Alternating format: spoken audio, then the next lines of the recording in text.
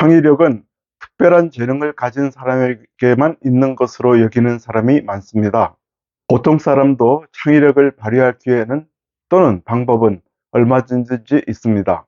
베리 네일버프는 Why Not이란 책에서 발상하는 방법을 4가지로 소개하고 있습니다. 실행하기도 쉽습니다. 그리고 저자는 책의 끝에서 아이디어는 여러 사람에게 전파할 필요가 있다고 말합니다. 그러니 이렇게 소개해 드리는 것이 저자의 뜻에도 부합하는 일이라고 생각합니다. 참고로 Why Not이란 책은 번역된 제목이 안 될 것 없잖아입니다. 그런데 이미 절판되었으니 서점에서는 구할 수가 없고 보려면 도서관에 가야 될 것입니다. 4가지 발상법을 소개하기 전에 책의 후반부에 나오는 제약 속에서 해결책 찾기의 이야기를 먼저 말씀드리겠습니다. 본격적인 이야기를 시작하기 전에 잠시 생각해 볼 기회가 될 것입니다. 그림에 세 쌍의 문자가 있습니다. 문제를 제시합니다. 사각형 내부에서 같은 문자끼리 선으로 연결하되 선이 서로 만나지 않게 하라는 것입니다.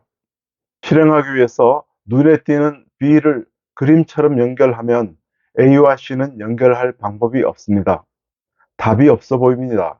그런데도 해결책을 찾으라고 하면 어떻게 하시겠습니까? 답이 없는 것으로 보입니까? 잠시 생각해 보시기 바랍니다. 원하시는 분은 영상을 잠시 멈추고 답을 궁리해 보시기 바랍니다. 처음에 본 것처럼 B를 연결하면 암담하니까 A와 C를 먼저 생각해 보겠습니다. A와 C는 대칭관계에 있으니 어느 것 하나만 먼저 생각하죠. A를 연결하는 방법은 2가지가 있습니다. 그중 한 가지를 택합니다. 그러면 C를 연결하는 방법은 나머지 한 가지 방법이죠. 이렇게 그리고 B를 연결할 방법을 찾습니다. 보이시나요? 빈 공간을 따라 나가면 됩니다. 제가 길을 따라 손을 그어 보겠습니다. 찾아봅시다. 자, 이제 보시는 바와 같이 세 쌍의 문자가 짝을 이루었습니다. 제약 속에서도 안 될 것 같은 문제가 해결되었습니다. 제약사항이 있으면 그 제약만 피하면 해결책이 되니 어떻게 생각하면 쉬운 문제라고 생각할 수도 있습니다. 이제 제약사항이 없다고 생각하고 자유로운 생각으로 해결책을 찾는 베리 네일버프의 발상법 4가지를 차례대로 소개하겠습니다. 첫 번째 발상법부터 말씀드리겠습니다. 문제를 해결하려면 크로이소스라면 어떻게 할까 하고 생각하라는 것입니다. 크로이소스는 고대 리디아의 왕으로서 재산이, 특별히 금이 무궁무진하다고 알려진 사람입니다. 그러니 크로이소스라면 어떻게 할까 하는 말은 바꿔 말하면 제약사항이 없다면, 능력이 무한정이라면 또는 금전이 무한정이라면 어떻게 할까 하고 생각하라는 것입니다. 첫 번째 발상법을 다시 한번 정리해서 말하겠습니다. 제약사항이 전혀 없다면 어떻게 할 것인가? 책에서는 여러 가지 신뢰를 두는데 여기서는 그중 간단한 방법만 소개하겠습니다. 한밤중에 걸려오는 전화, 고온이 잠자고 있는데 전화가 걸려오면 잠을 깨어서 피곤을 더하기도 하고 귀찮기도 하고 그렇죠. 그런 한밤중에 잘못 걸려오는 전화를 막으려면 어떻게 할까 하는 문제입니다. 전화기의 전원을 꺼버린다면 해결될 수는 있겠죠. 그러나 나에게 꼭 필요한 전화를 못 받을 수도 있습니다. 그러니 꺼버린다는 것은 온전한 해결책이 아니지요. 그런데 크로이소스 왕이라면 어떻게 할까? 이렇게 말하면 고대의 왕이니까 실감이 나지 않죠. 그래서 현대의 부호 예를 들어봅시다. 빌 게이츠나 한국의 이재용 회장 같은 사람이라면 어떻게 할 수 있겠습니까? 예, 재산이 넉넉하니 전화 받는 비서를 둘 수가 있습니다.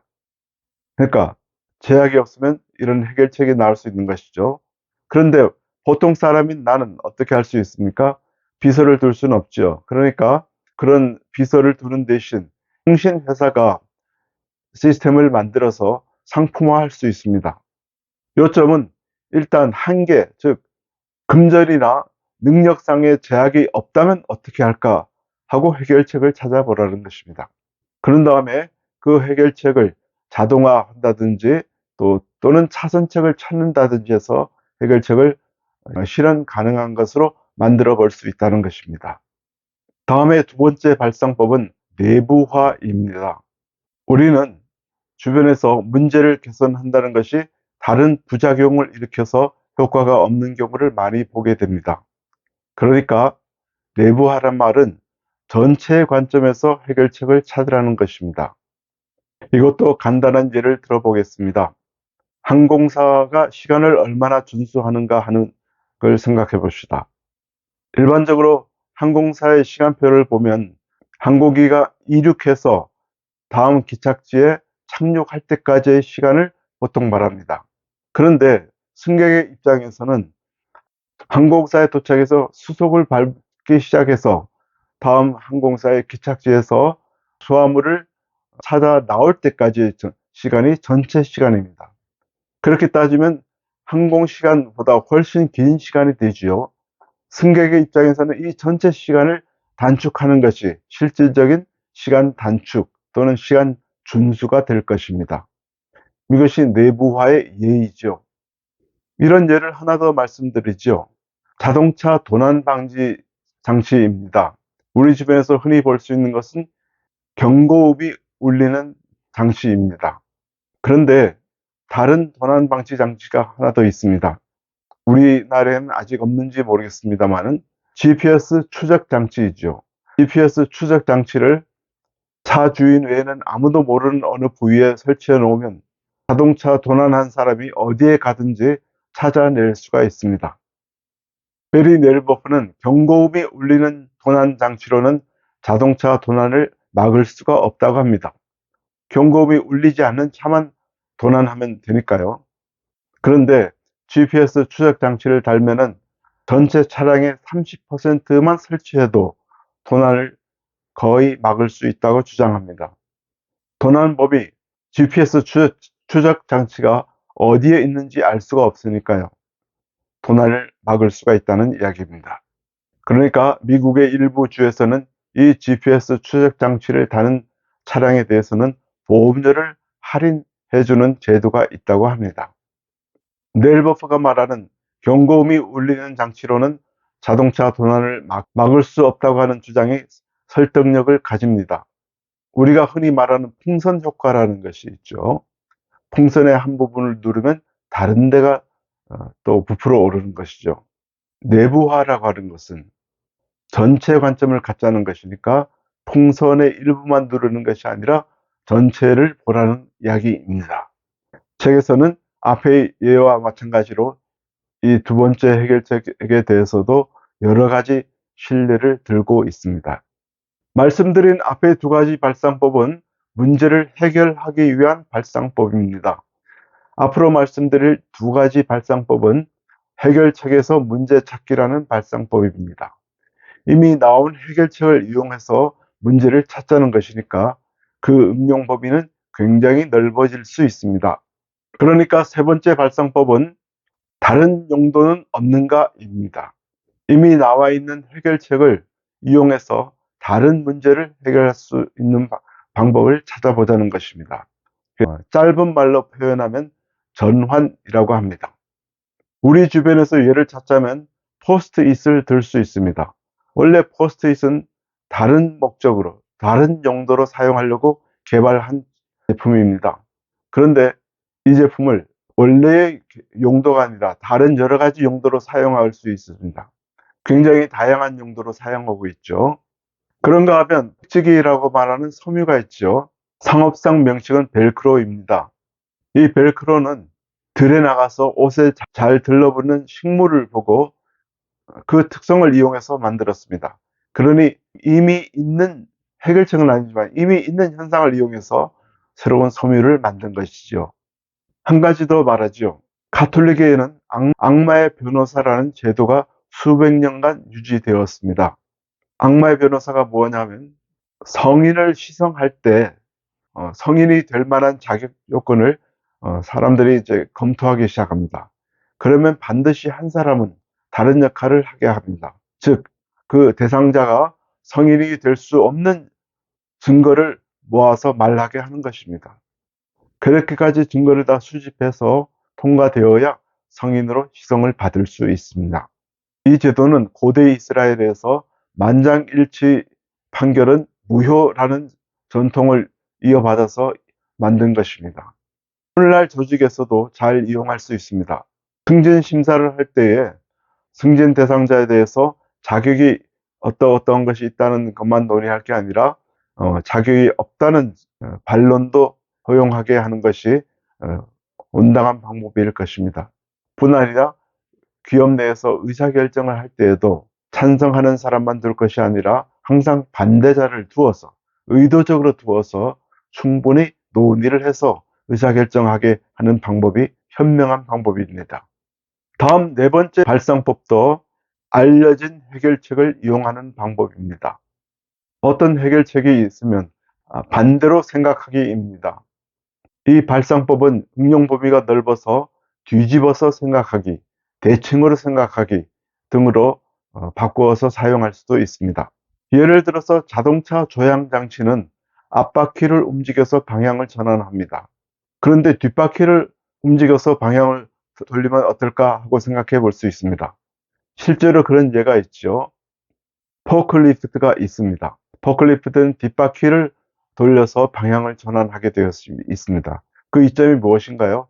예, 좁은 영역 안에서도 방향을 전환할 수 있는 장점이 있습니다. 그러니 물류 창고 같은 데서 굉장히 유용하게 사용할 수가 있죠. 방향을 전환하는 것은 육상의 운동수단만이 아닙니다. 선박도 어떻습니까? 바퀴 전환은 키가 뒤에 달려서 바퀴 전환을 하게 되어 있습니다. 항공기도 꼬리 날개가 바퀴 전환할 때 사용되죠.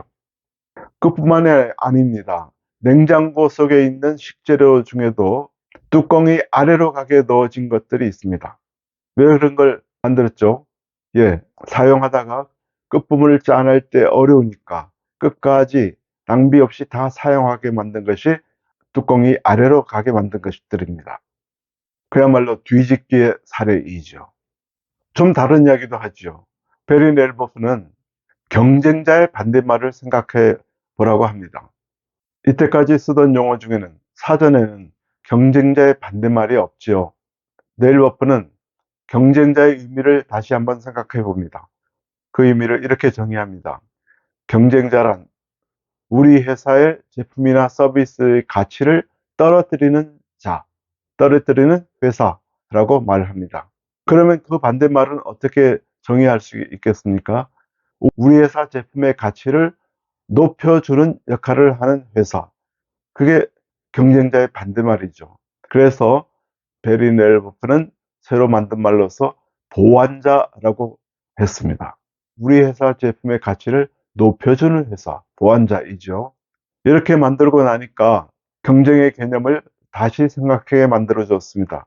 그 유명한 포터의 5 force 모델도 6 force 모델로 생각해야 되는 거 아니냐 하는 논의까지 있을 정도입니다. 이렇게 반대로 생각하기 또는 뒤집어서 생각하기 또는 대칭으로 생각하기 이런 방법들은 그 응용 범위가 굉장히 넓습니다. 잘 이용할 수가 있죠. 지금까지 말씀드린 Why Not에서 말하는 네 가지 발상법은 창의적인 해결안을 찾을 수 있게 해줍니다. 크로이서스라면 어떻게 할까? 즉, 제약이 없다면 어떻게 할 수 있을까? 전체 관점에서 생각하기. 다른 용도는 없는가? 반대로 생각하기. 이 네 가지 발상법에다가 처음에 이야기한 제약 속에서 생각하기까지 적절히 활용하면 창의적인 해결안을 만들 수 있습니다. 창의력에 대해서는 앞으로도 기회 되면 또 논의를 할 기회가 있겠지만 오늘 말씀드린 내용은 창의성이란 세상에 없던 진귀한 아이디어를 만드는 것이 아니고 사고의 폭을 넓히면 창의적인 해결안이 나온다는 말씀을 드린 것입니다. 이상 홍승철 TV였습니다. 여러분 안녕히 계십시오.